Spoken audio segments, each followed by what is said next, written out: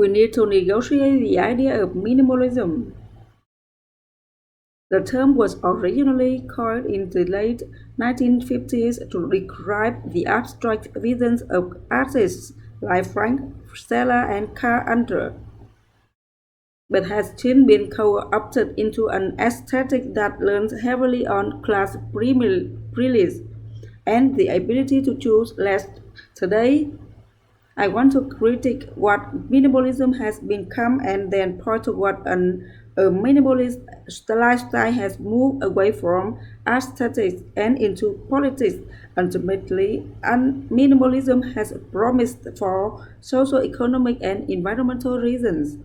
But we need to understand that its current state is more of an extension of consumption culture than a movement towards an environmentally and emotionally conscious society. The trend of minimalism as a personal aesthetic has inspired out of control in recent years. Somehow it has become the opposite of what is trying to be now for certain minimalists. The lifestyle means a tightly curated wardrobe of expensive clothes in an aesthetic of white on white on white. During the minimalist as a style merely replaces one form of conspicuous consumption with another. Take for example the buy less but buy better mindset that is embedded minimalism. Thus, buying a $400 pair of shoes might in some cases be more environmentally friendly than buying four sets of $50 shoes because the priced shoes will most likely last longer and produce less weight than four pairs. However, most people don't have the money for that.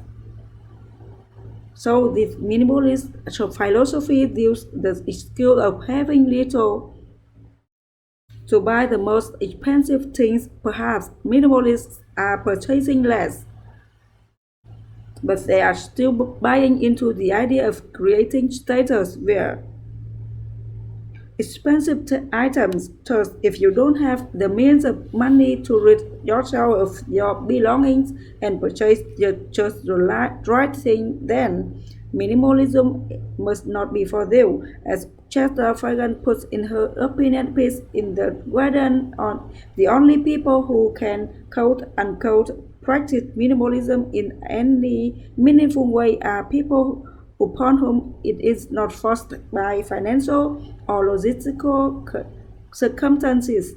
This new trend of minimalism as a visual aesthetic has now been conflated with search itself, or stimulation by using the right technology and paring down your life in the right way. Minimalism can profitably deliver happiness, financial security, and free time to those who follow its path.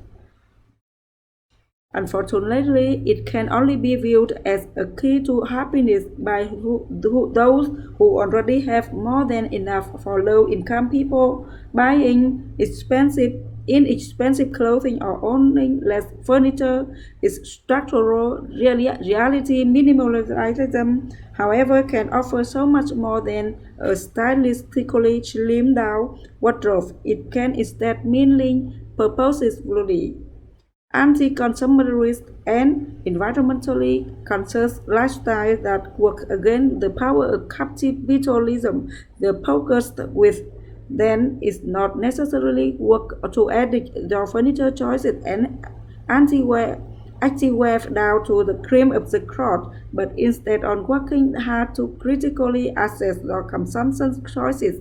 Day to day, this looks like choosing not to buy the latest $1,000 iPhone, or if you're cleaning out the clothes, choosing not to sell the clothes if you don't need the money and instead donating them to a progress organization. If you do in fact need to get a new pair of pants, consider buying secondhand. The idea is to understand that consumption fit is a system that affects a tremendous harm on the environment and on marginalized people. Minimalism can offer guidance not as but as a mindset that have rebuilt our conscious purchasing habit into a well-informed, consumption critical stance.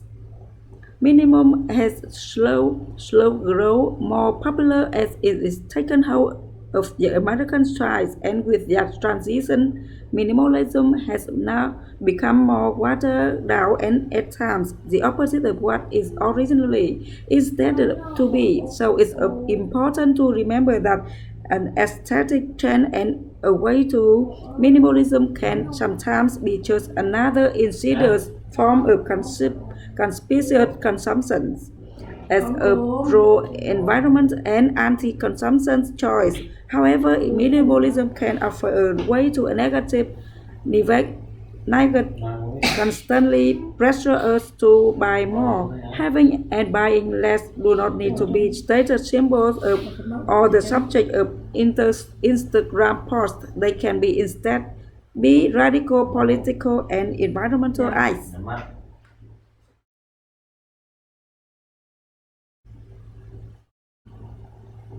This video was made possibly in part of the wonderful people who support me to pattern. If you're interested in helping me to grow, head on over to Pattern and pledge a small amount of money for every video I release. In return, I will send you a gift like thank you note in our changing climate sticker on way. If you like what you just saw, share it around and subscribe. Thanks so much for watching and I'll see you next Friday. Thank you.